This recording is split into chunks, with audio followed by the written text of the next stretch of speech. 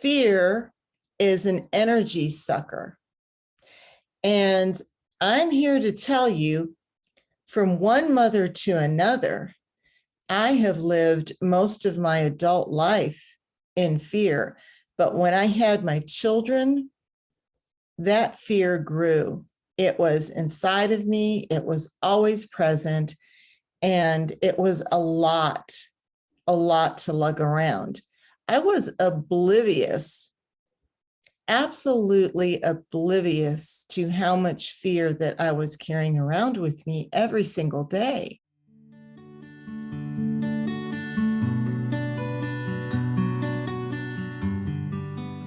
Hi, I'm Bridget Shipman, and I am the host of A Mother's Guide Through Autism podcast. Today, I'm going to be talking about the essential piece of advice number 6, crushing your fear. This is an important piece of advice because here's what I know. Working with all of you, I know that there is a lot of fear that goes into daily living when you have a child who is on the autistic spectrum. It's just the truth.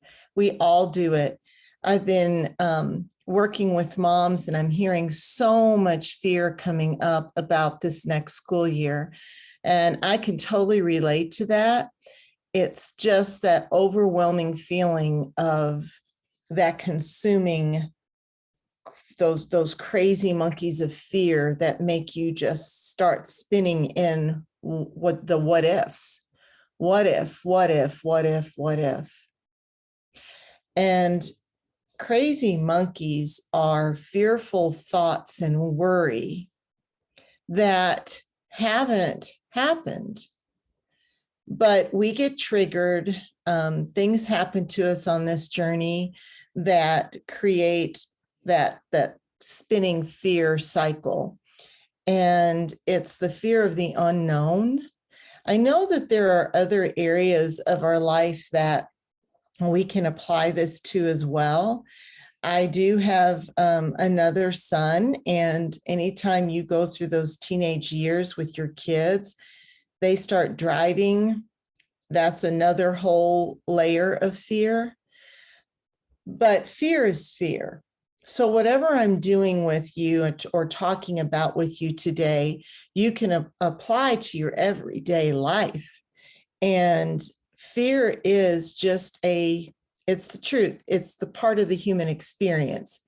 We have no control over what will or won't happen to us or our kids on a daily basis. So the best that we can do is manage it and crush your fear.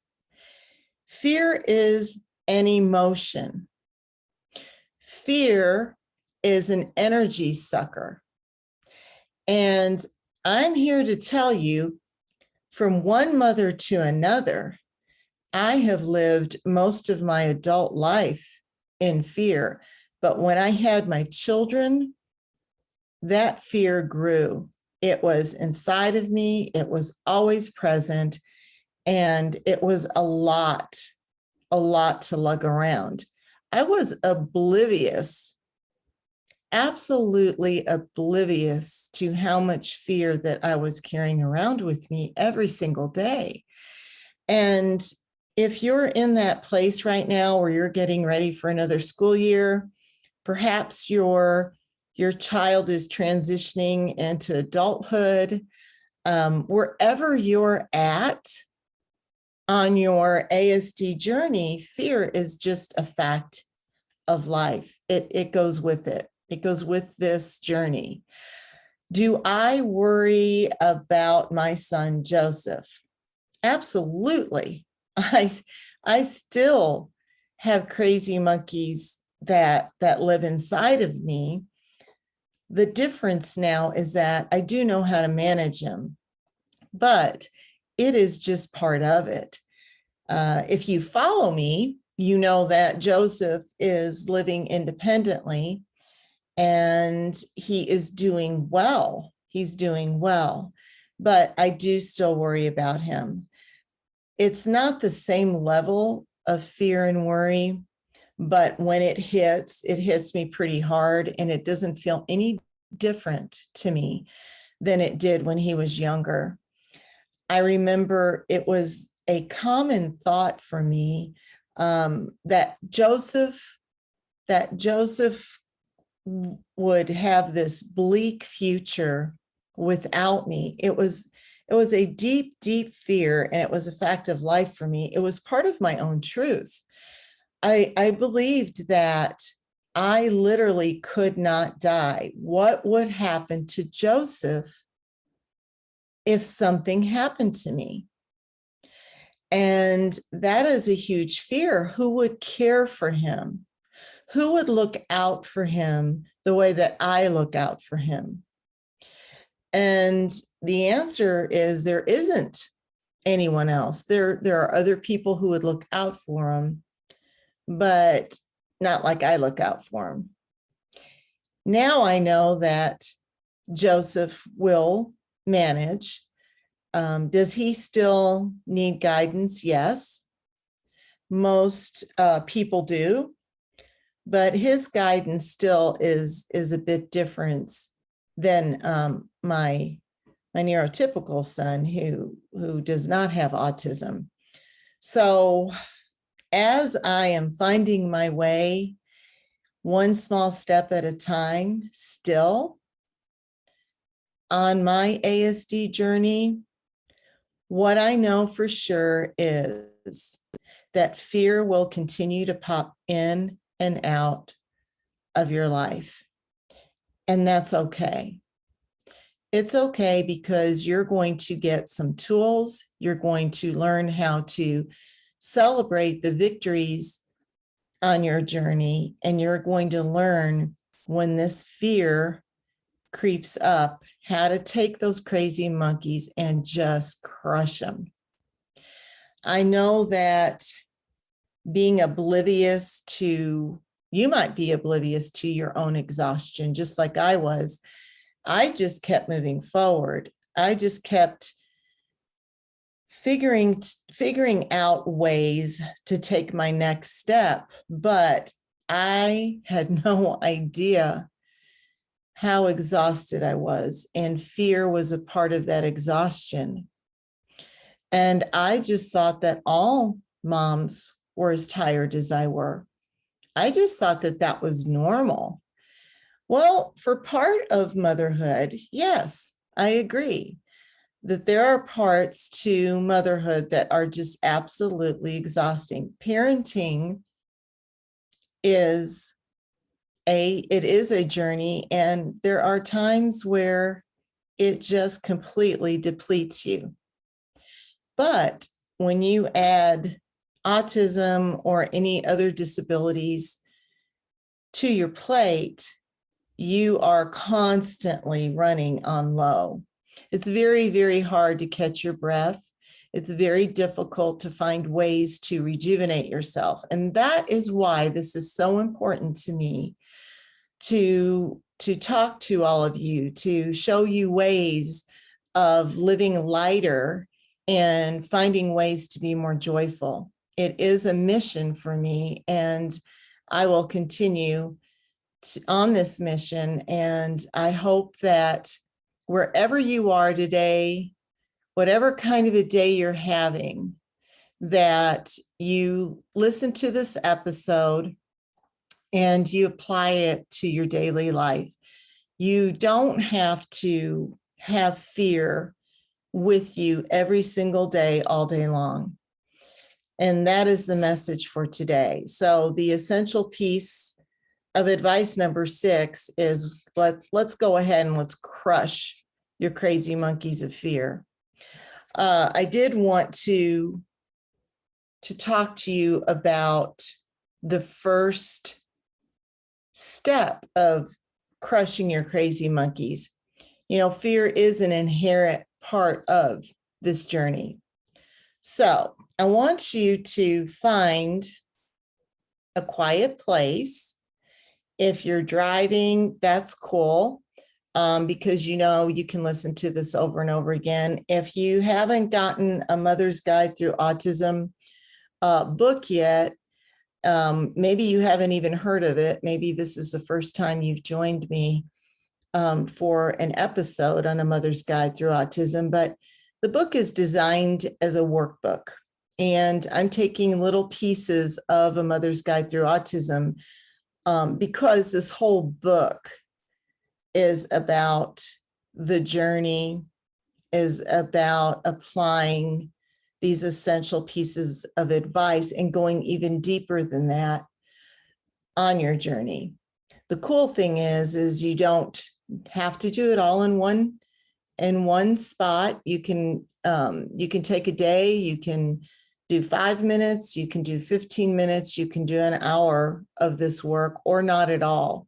You can pick this book up whenever you feel like you need it. I constantly talk about meeting yourself where you're at, which means that some days you just want to spend some time doing something else.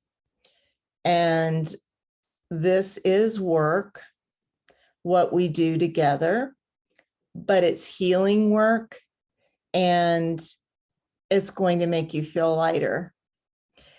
If you haven't got the book, I sure hope you do, because it's going to help you on your journey, but you don't have to have it.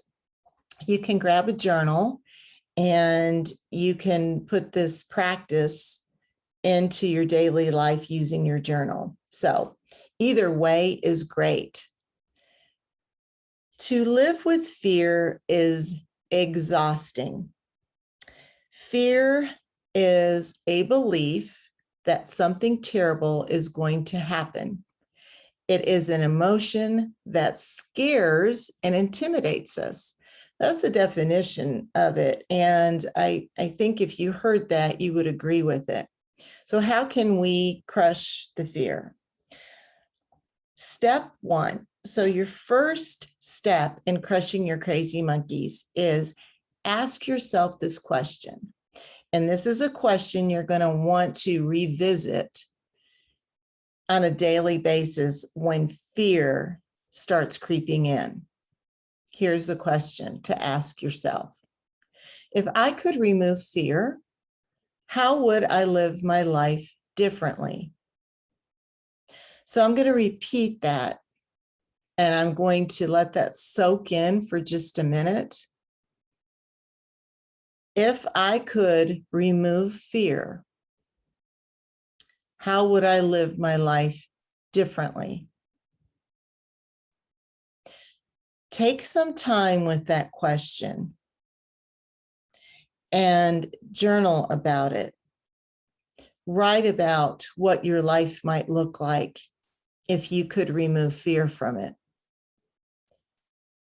I think it's an important question to answer. What this question is going to do for you when you start answering it, and when you can start moving into that positive energy, is it's going to create a shift for you. And you're going to be able to start seeing and feeling, most importantly, much lighter. You're going to also notice how fear does consume you or doesn't consume you. So fear is a scary emotion of the what ifs that might or might not happen. So if you had no fear in your life, what would that look like? Next step in crushing crazy monkeys. Answer this question. If I could remove fear, how would I view my child and their future? If I could remove fear, how would I view my child and their future? So take some time and journal about that question of how you would view the child before you, if you could remove the fear of their future,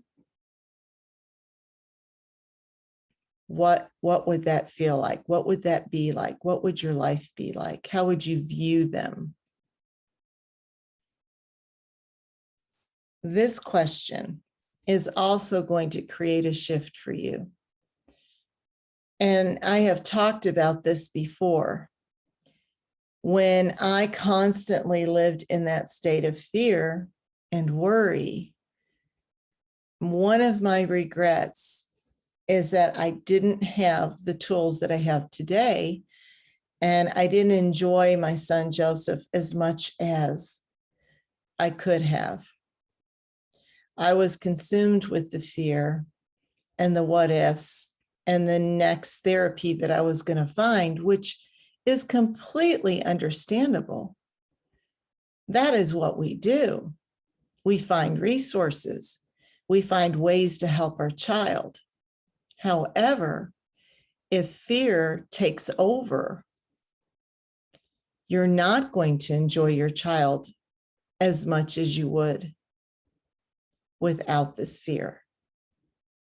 I look back on pictures of my beautiful son, and he was, and I'm not just saying this because I'm his mother, he was one of the most beautiful children and had the sweetest smile, and he really was angelic looking. And I knew it. I could look at him, but I didn't really see him. And that hurts my heart. I now, even though he's an adult, he's still my son. And I still have the fear. But now when I look at my son, I view him completely different. He is beyond anyone else that I know. And I can focus on his unique beauty rather than spinning in my crazy monkeys of fear. And so I do use these tools, and these are great questions to ask yourself. My hunch is that you're going to feel lighter, and you're going to feel lighter living in the possibility that fear cannot knock you down. Fear does not win. You can knock fear down by these simple questions to ask yourself and journal about.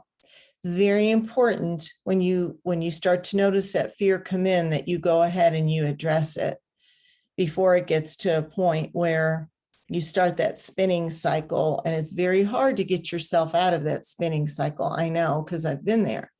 So as soon as you feel and notice that fear creeping in, go to these two questions. They're simple, but they will shift you and make you feel lighter. And again, you can apply this to other areas of your life. But as I'm recording this, I also know that school is around the corner for most of you. Summer break is coming to an end. I would also say that if you're transitioning into any other part of your life, or your child's life is transitioning, this is a great tool to use. So I hope that you do use it. I hope that it helped you and that it continues to help you. As I said earlier in this episode, if you haven't gotten a Mother's Guide Through Autism, this is your guidebook to help you, and it gives you so many tools. So if you want to go a little deeper with Crazy Monkeys of Fear and get some more tools for that, you can certainly find them in A Mother's Guide Through Autism. But for today, you can use these two steps that I just used with you and asking yourself those two essential questions of, if I could remove fear, how would I live my life differently? And secondly, if I could remove fear, how would I view my child and their future? I hope that you enjoyed this episode of Crushing Crazy Monkeys of Fear, the essential piece of advice number 6. I know this tool is going to come in handy. I just know it is. So if you enjoyed this episode, if you would subscribe and like our YouTube channel, that would be great. Great support in Joseph and I spreading our message of knowledge, hope, and inspiration. And it helps us get that out there into the world. So if you would please support us by doing that, we would greatly appreciate it. Also, another area of support that Joseph and I could use your help with is if you do purchase our book on Amazon, we would love it if you would leave us a review on Amazon as well. Spread the word. Let us know how you're doing. Just go ahead and reach out to us, leave some comments. I love hearing from you. And I hope that you are crushing your crazy, crazy monkeys of fear.